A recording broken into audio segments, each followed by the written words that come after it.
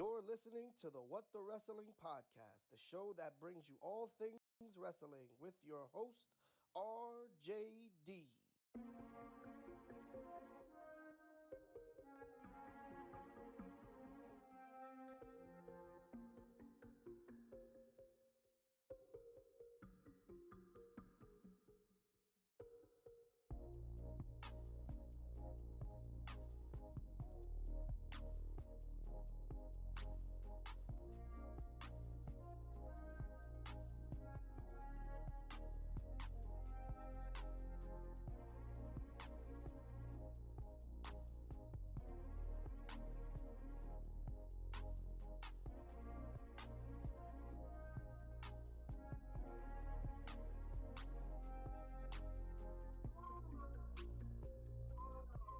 Perfect.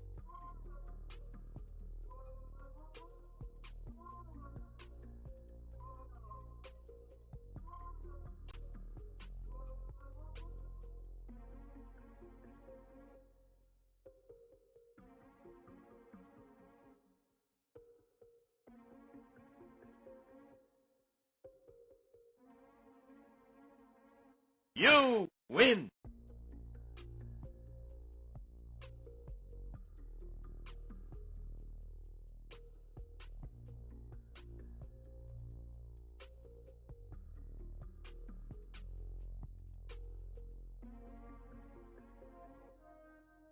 Come get some. Oh, you already know what time it is.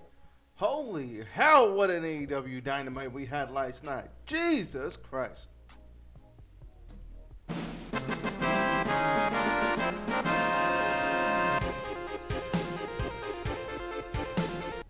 Yes, I need all the master material for this one. Shout out to Final Fantasy VII, all my RPG guys out there. What a Dynamite, what a promo, what a newsworthy day. Damn! We got a lot to get into, so let's get into it. Show out my socials. You guys already know. Follow me, RJD, on Instagram, RJD10K, on Twitter, RJ699, on Snapchat, RJ199. Most importantly, follow What the Wrestling on Facebook and YouTube and TikTok. Follow What the Wrestling on Anchor and Spotify. Follow What the Wrestling because we are awesome. Man, oh man, we about to get into it in just a moment. Hang tight. We're going to break this down slow.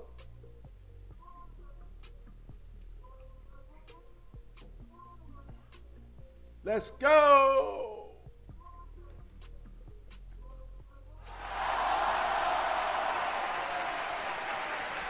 Yes, yes, yes. 'Tis I, RJD here.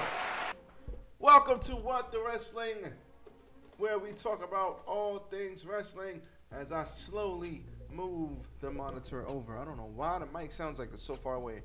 What's going on? RJD here. Welcome to What the Wrestling once again. I am your host, RJD here, with the trimmed down beard and a freshly bald head. Shout out to me, goddammit.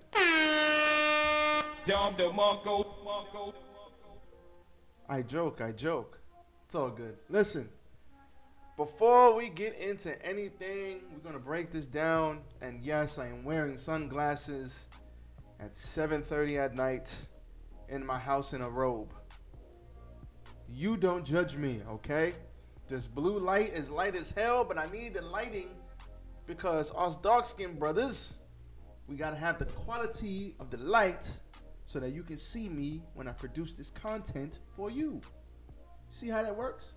So, don't ask me questions. Somebody asked me that the other day. I'm like, why do you think I have the damn sunglasses on? The damn blue light. Anyway, moving on. You stupid. Moving on. So, don't forget to like the video. Like, comment, share, and subscribe to the channel. What the Wrestling you saw on my socials. They will be back on at the end of the podcast as well. This is your AEW Dynamite review for February 23rd, 2022. And we had ourselves a good one. But we are going to start with the news. We actually have breaking news as of like an hour ago. But we're going to get into that right now. But I am going to frequently drink my coffee, so please don't ask me why am I drinking. I need my coffee. I got to be up. I'm up, goddammit. But anyway, breaking news, Cesaro is no longer with WWE. Craziness. First thing I saw, I was like, oh, hell no. Ain't no way that brother not in WWE. Don't he got like 15 years left on his contract or something? But, yo, he's gone. He is gone from WWE. I thought it was a lie. Stop the cap. But it is not. It is the truth. Let's talk about it. So, Cesaro, this is by Ringside News. I got this actually from Ringside News. And Wrestling Observer, Brian Alvarez, put it out like an hour ago. But 2022 on Thursday, it was reported that Cesaro has quietly left the company after negotiations on a new contract fell through. So, unlike some of the other names on the list, Cesaro's departure was reportedly of his own accord. As a result, he will not face the same 90-day no-compete clause that other released wrestlers like Samoa Joe, Timothy Thatcher have to deal with, and Keith Lee among them. Well, Keith Lee is not with AEW. They were let go at the start of the year. You can see the full list of known releases below, and it goes into all the people that have been released. But this is craziness because a lot of people say, and you know what? They would have the right to say this. A lot of people say Cesaro probably is one of the most underutilized people, or was the most underutilized person, underutilized talent that they had in WWE. And one would say he is among the top three. If you want to look at, first of all, he's been there a long time. So he's got longevity. He has been a tag team champion. I'm not sure if he's been a U.S. champ. I want to say yes, but I know Sheamus has been U.S. champ. Sheamus has been a Grand Slam champion. But I want to say he has been a U.S. champ, but I know him and Sheamus were tag team champions multiple times over. So you can't say he was that underutilized in regards to comparing him to somebody like Ricochet or Chad Gable. Chad Gable is just now starting to be utilized properly. I know him and Jason Jordan, they never really got off the ground before Jason Jordan got hurt. They didn't use him properly, and it sucks, but I'm happy for him. You know, Nick Khan, he's out there slashing the budget left and right. John Laurinaitis, budget cuts, kid, budget cuts. They're slashing budget cuts. They're slashing the damn talent every which way. And I keep saying this, like, at the end of the day, who the hell is going to be left? If they have one major injury, they are fucked. Like, literally. It's over. You lose. Finish him. It's over. Flawless victory. It's over. They have one major injury to a top guy, and you haven't even built up anybody else to take that guy's place. Lashley's going to be out for a while. What the hell are they going to do on Monday Night Raw? I know everything is about Brock and Roman, but you haven't built up anybody else. Maybe Drew. He's got a bad neck. The other big guy is Bobby Lashley. He's got a bad shoulder. Their other big guy, Edge, Randy Orton, like that second tier, Edge, Randy Orton, and Seth Rollins. Shit, you lose one of those guys, you screwed. It's over. Get over here! You lose one of those guys, you screwed. Back to Cesaro. I'm happy that he has left. He tried to negotiate what he thought he was worth. They didn't want to pay him. That's fine. You say sayonara. Listen, this guy can go do one-offs with AEW. He could go do one-offs. Ring of Honor, hopefully they'll come back. He could go do that. He could do one-offs in New Japan. He could go to Impact and do one-offs there. he can hit the indies and just go crazy. And he's Cesaro. He's a big name. He can command whatever price he wants. So he gonna be alright. And the indies are now starting to pop back up and starting to get into the swing of things. Now that this whole thing is starting to subside a little bit in certain places.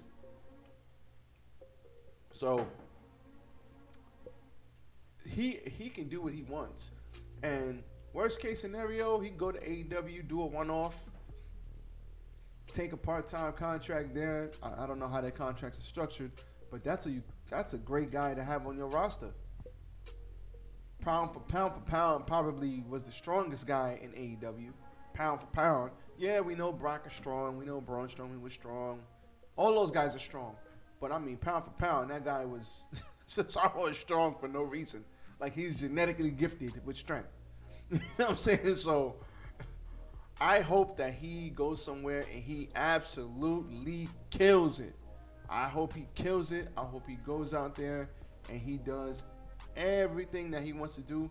And who knows, this could be the new lease on life that he so desperately maybe wanted.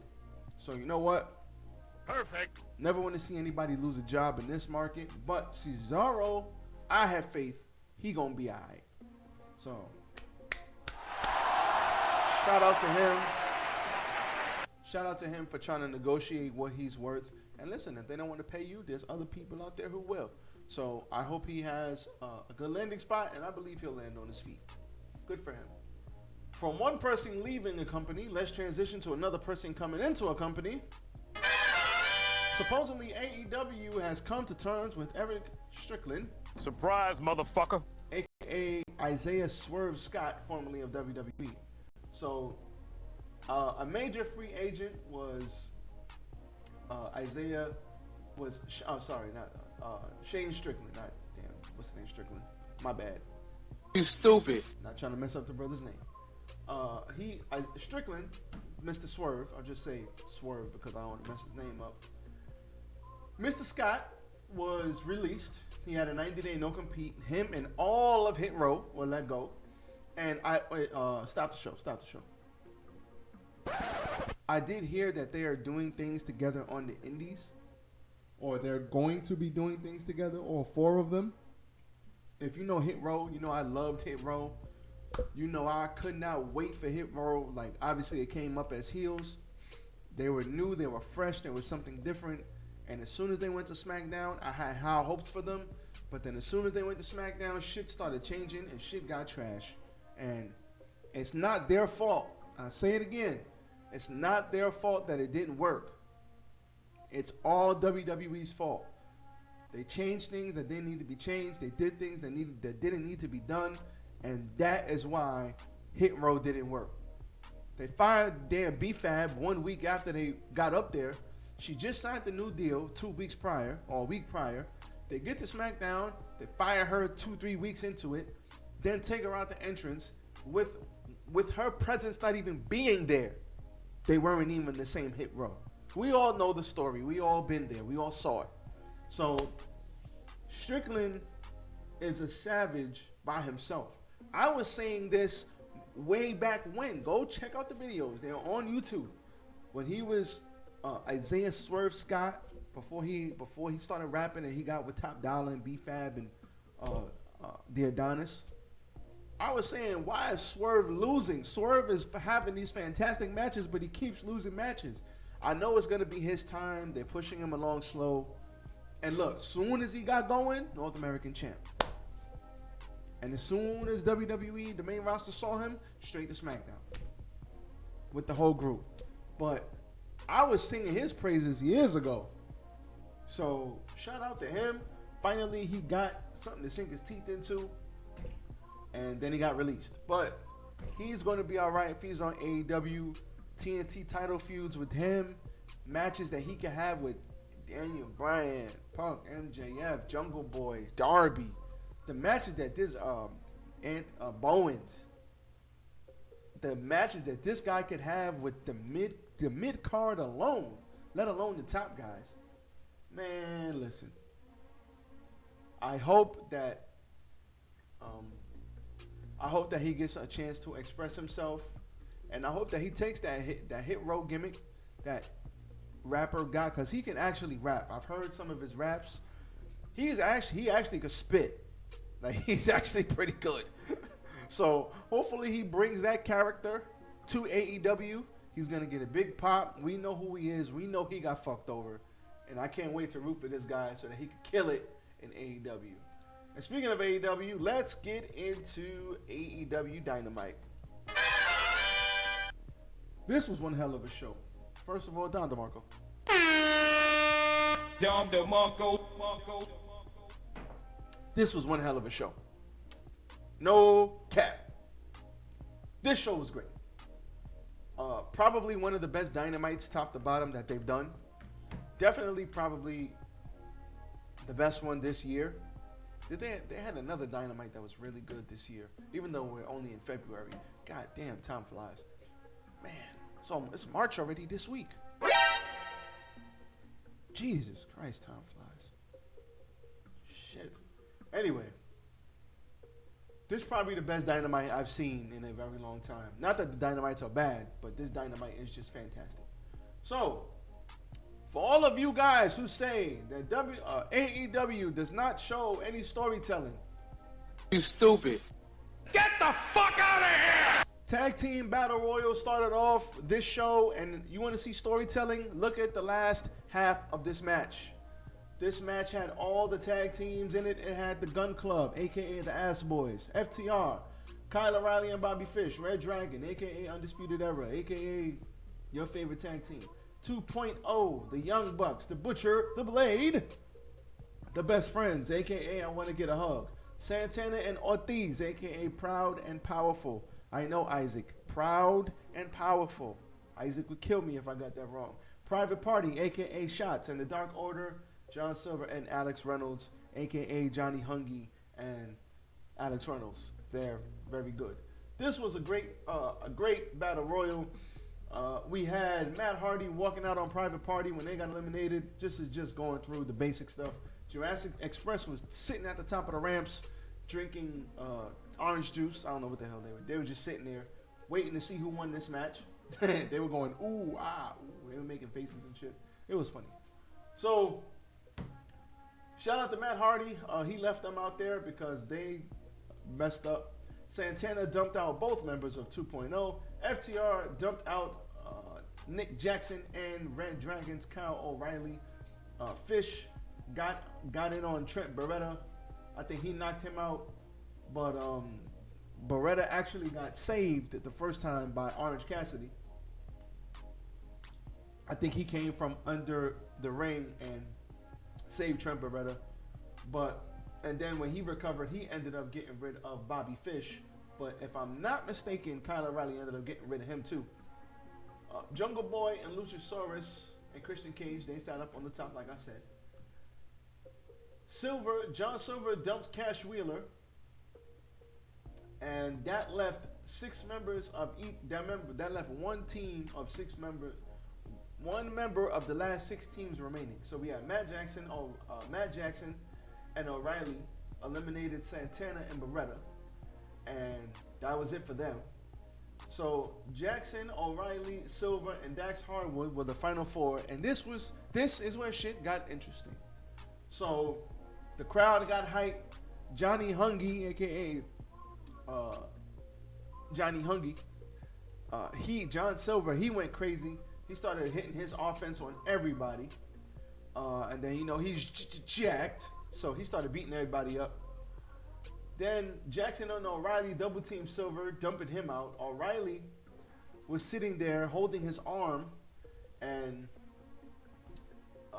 Dax was trying to hold on for dear life. But while Matt Jackson was going to go dump him out from FTR, Kyle O'Reilly dumped them both out because he's the weasel.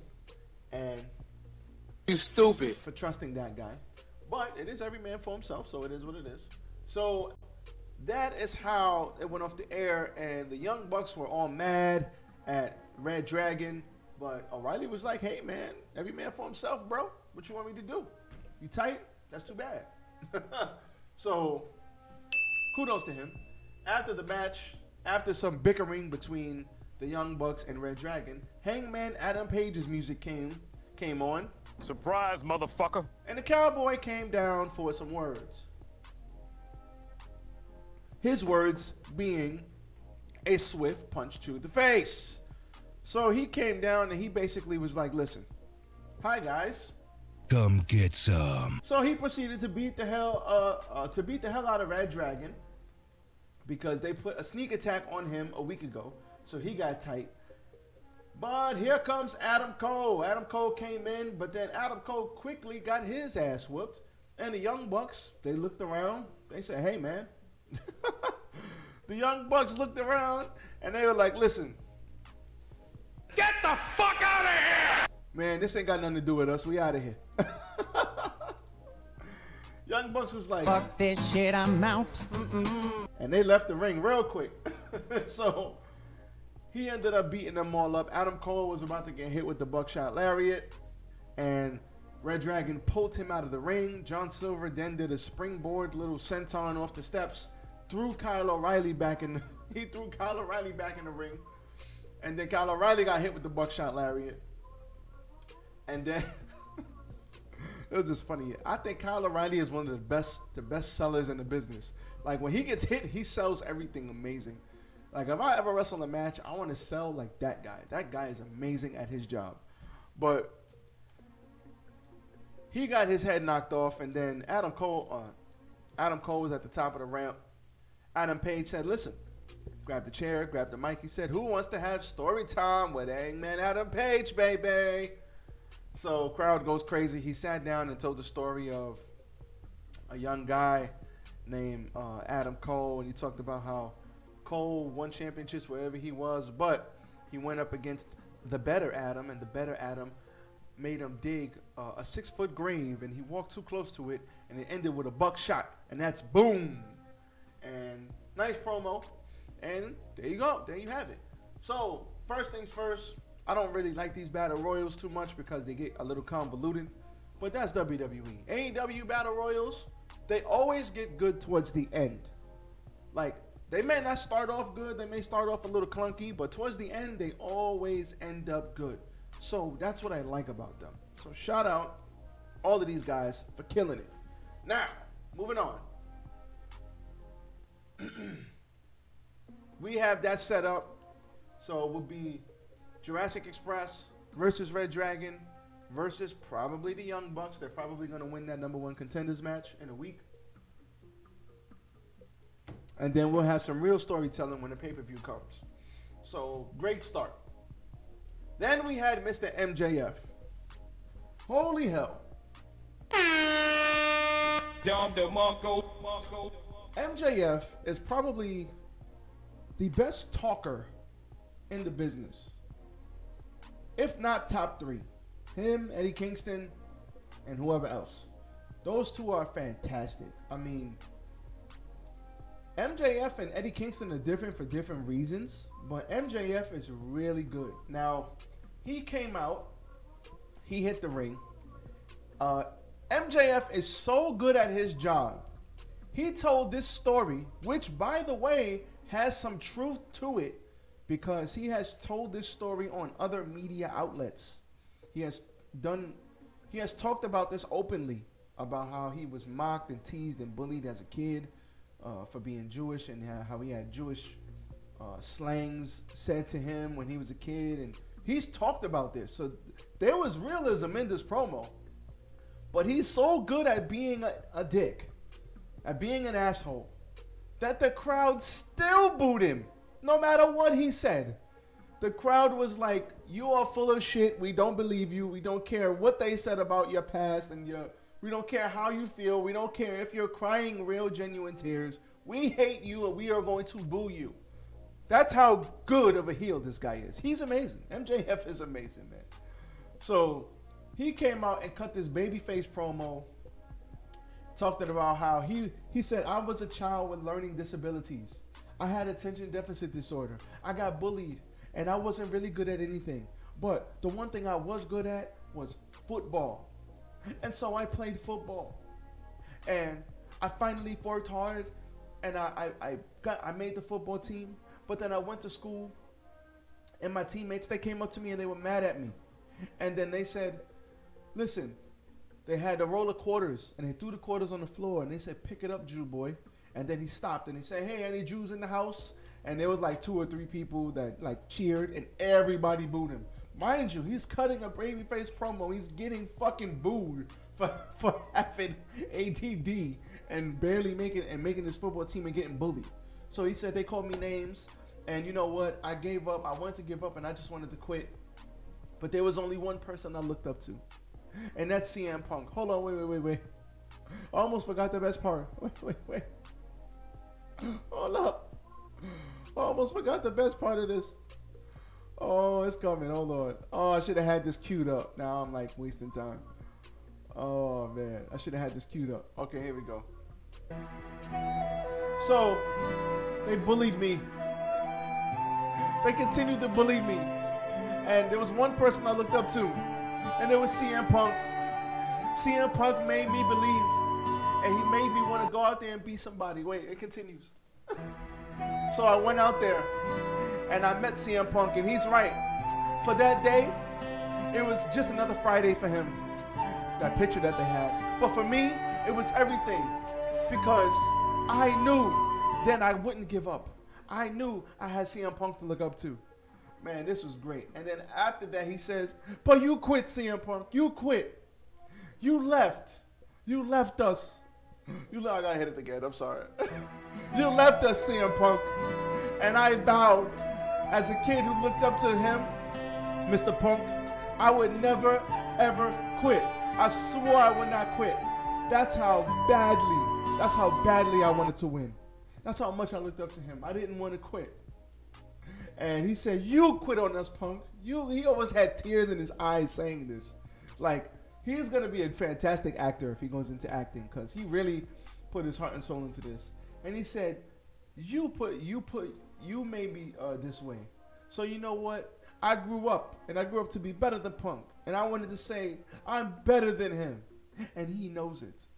Man, shout out to this guy, man. God damn it. Shots fired! Shots fired! Shout out to this guy.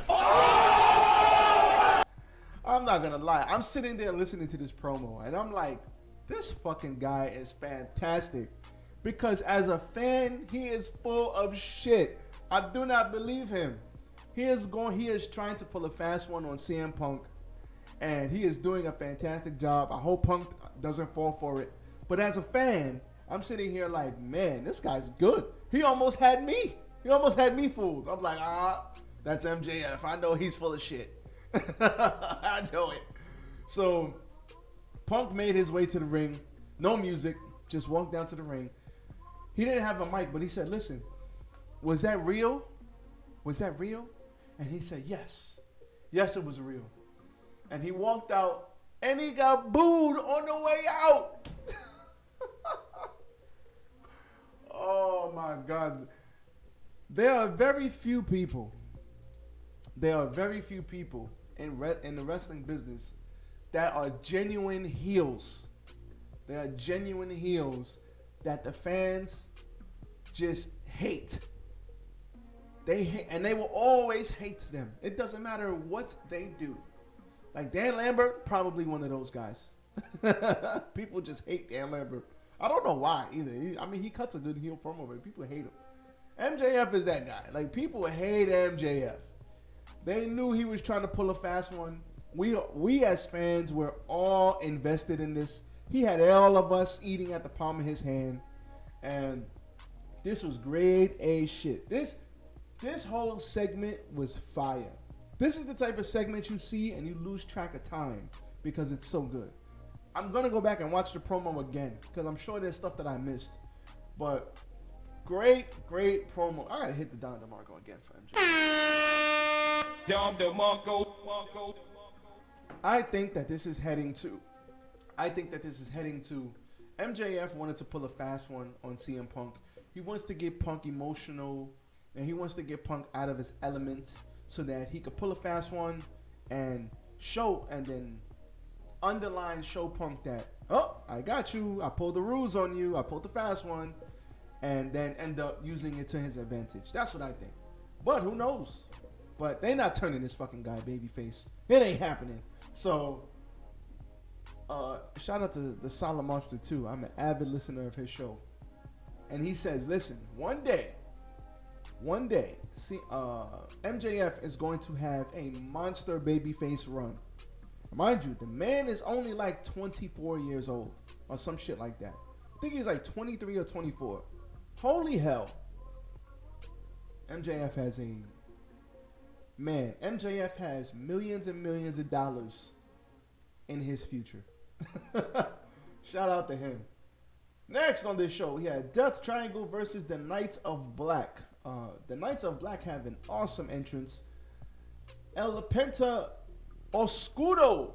He is no longer El Pento Cero Miedo. He is now El Penta Oscuro.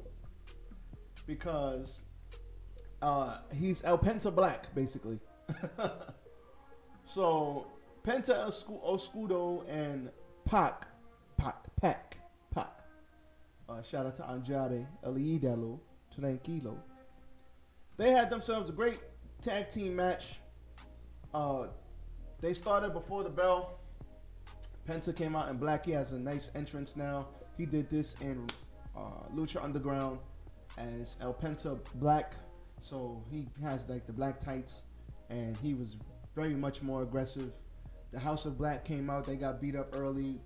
Fucking Pac hit a 450 splash within 2 minutes of this match. Beautiful 450 splash.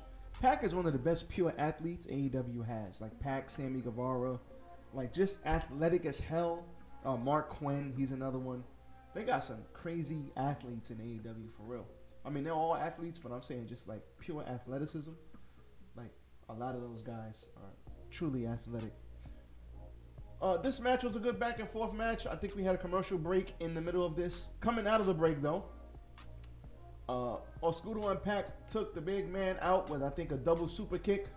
So Brody King got super kicked in the face. Penta hit. Penta was about to get misted, but Penta pushed. This was the end of the match.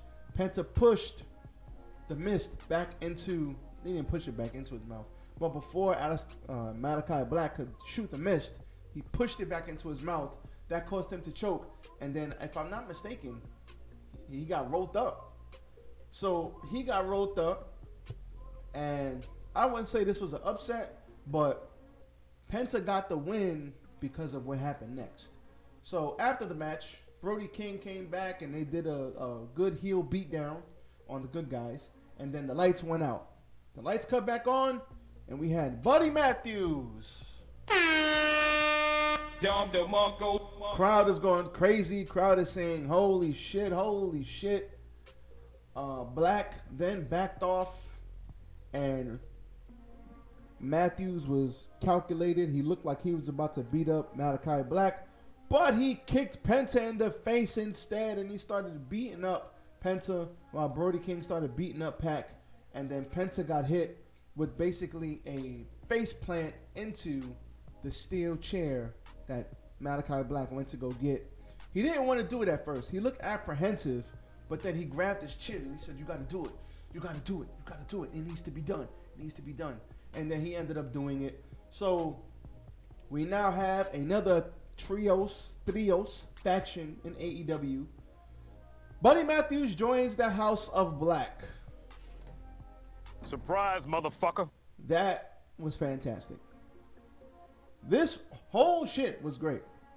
So this show, to this point, hitting on all cylinders. Then we had Chris Jericho and Eddie Kingston face to face.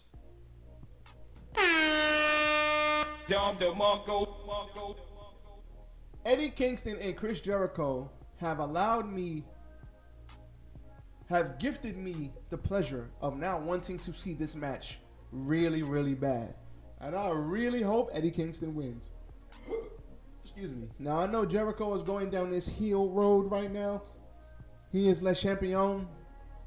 He is the best. He is the greatest. It's because of him that AEW is where it is.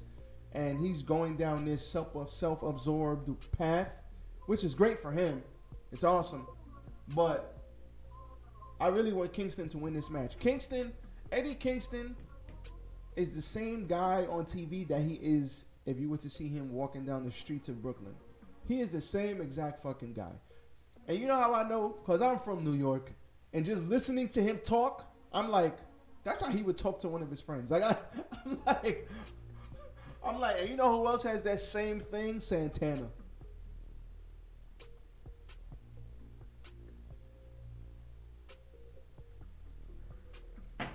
I needed a big drink of water. Sorry about that. Santana is the same way. I am sure of it. When I hear these people speak, they speak as if I'm like, I know people like that speak like that on the block. Like these guys, that's probably how they are. So Jericho came out first. He had security in the ring already. Eddie Kingston then came out second. And he laughed, and he was like, what's up with all the security, huh? He was like, listen, this is real sports entertainment. You know what? And they were in Bridgeport, Connecticut. So he was like, that's real sports entertainment. You want to see what's that? Go down the block. You know what I'm saying? You want sports entertainment? Go down the block. So Jericho, he said, Eddie Kingston said, yo, Tony, bring on Statlander and somebody else. Let's get some women out here. Come on, man. We gonna fight? What are we doing here? So Kingston says they had a good jousting back and forth. So Jericho called Kingston a jobber, and he says, you're a jobber. You're not like me. By the time you were 38 years old, you finally got to get your big contract. By the time I was 38 years old, I had main events and world title matches all over the world. Winning WrestleMania. He didn't say WrestleMania. He said winning this, that, and the third. And that's why you're a jobber. So Kingston says that he's been real his entire life. He's not cutting the legs from underneath other people. He's not kissing promoters' asses like he does. He was like, his blood doesn't pump Kool-Aid. He was like, what are you, a gangster? He was like, man. He was like, Jericho, you ain't ready for all that. He was like, listen, you ain't nothing but a thug. And then Kingston was like, listen, let's just fight. You want to fight? Let's fight. So then Jericho says, you want to know what achievement phobia is? Achievement phobia is you're scared of success. He was like, you're scared because you've never won the big one and you never will. And he was like, if you be, and then they had another shot at WWE. They were taking shots at WWE all through this promo. Like, it was all over the place, which was good because I like the shots fired, you know? I don't mind a little jab here and there. Shots fired! Shots fired! So Jericho said that Kingston is afraid of success and he's never won the big one and he never will. And he says, if you beat me, then you will have finally won the big one. So your success is still because of me. So he said, listen, I want you to bring the real Jericho. I want you to bring the Jericho that tore it up in WCW. I want you to bring the Jericho that pissed off your friend, Paul Levesque. That pissed off your friend Levesque. That's Triple H, for those of you who don't know. That made Paul Levesque hate you. I want you to bring that Jericho. I want you to. There was another WWE line. He said, but if you don't bring that Jericho, you know what? I'm gonna eat you alive. Understand that. So he said, listen, I am the champion, and you're not gonna win the big one, and I'm out. And then he left. So this promo was grade A shit.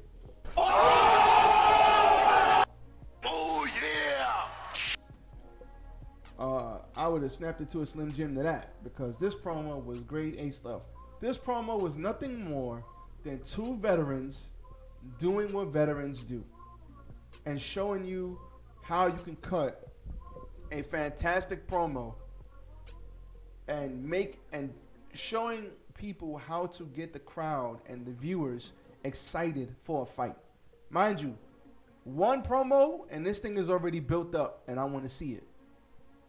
Now, I wanted to see this match before Eddie Kingston got hurt, but now that, because I think he had eye issues, but now that he's back, one promo between these two guys and I want to see, like they're throwing jabs at each other. This was great.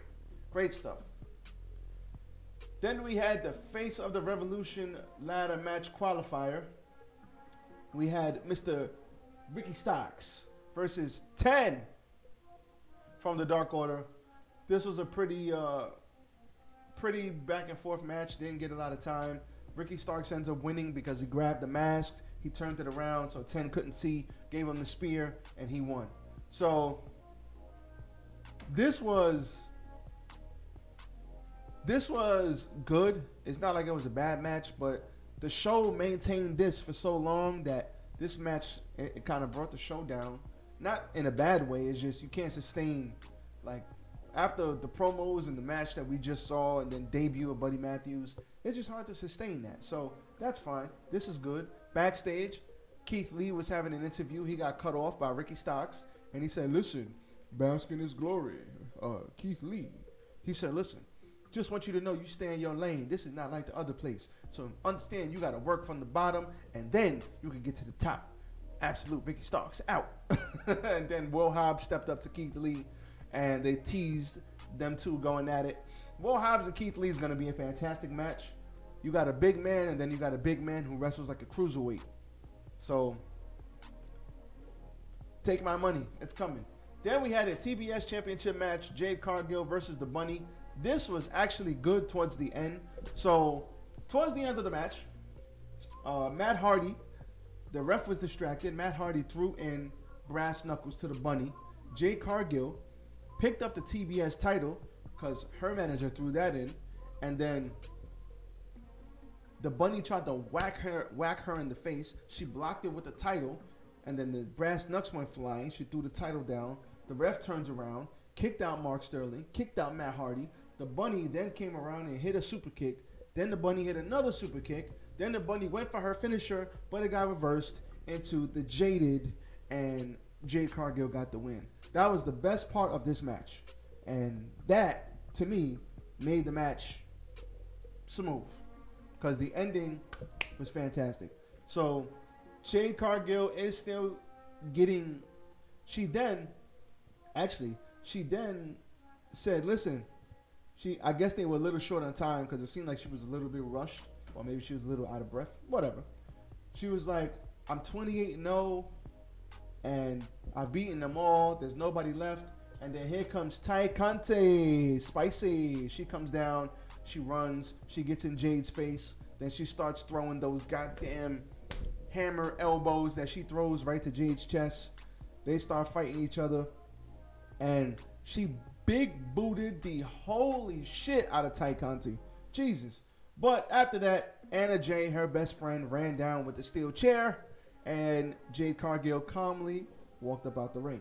She was like, oh, hell no. I'm out. Nope. So this was good. Tay Conti, is she going to be the one to beat Jade Cargill? I don't know. I don't know if they want to do that. I like Tay Conti. It would be nice to her. It would be nice for her to get a championship.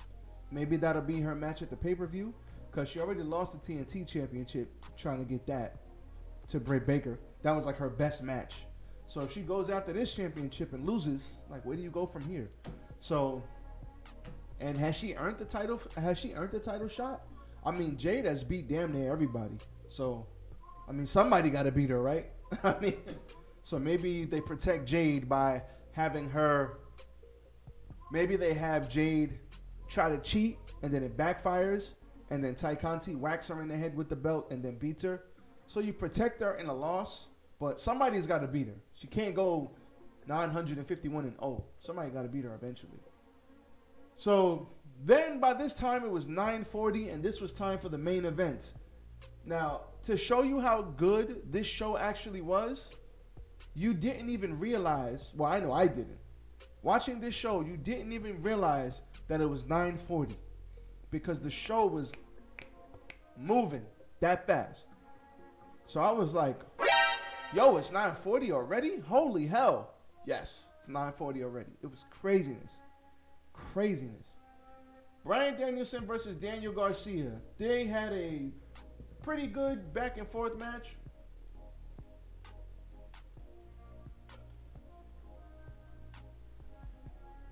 Through a commercial break, we had Danielson. He fought through a tiger suplex. Then he tried to deliver the cattle mutilation.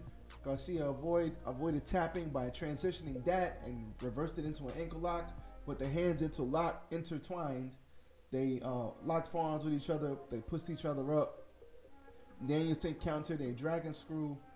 And this was funny because he tried to do it like a dragon screw, like Tanahashi does. He grabs the knee and dragon screws your knee. But when he turned, Danielson reversed it, grabbed his arm, and then stomped his face in, a la like he did to Kofi, a la like he does to everybody. And after that, he put him in the triangle sleeper and then finished it off like this. And Daniel Garcia was out. After that, 2.0 then came into the ring. They beat up on Danielson until Jon Moxley's music hit. Jon Moxley came out of nowhere, beat up, fought off the heels, came in and hit Garcia. He teased using the chair, but Danielson stopped him and he dropped him.